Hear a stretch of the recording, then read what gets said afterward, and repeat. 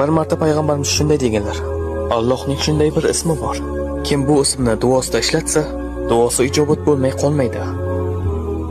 Bir kuni Anas roziyallohu anhu shunday dedilar: Men payg'ambarimiz sollallohu alayhi vasallam bilan masjidda o'tirganimizda bir kishi namozni tugatdi va yana ruku qildi. Keyin esa sajda qildi.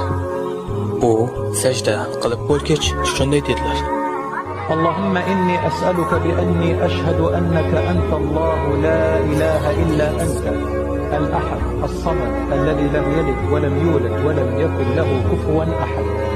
Va u Allohdan so'rashni davom etdi. Payg'ambarimiz o'girildi va u kishiga shunday dedilar: Sen Allohdan uning eng buyuk ismi bilan so'rading.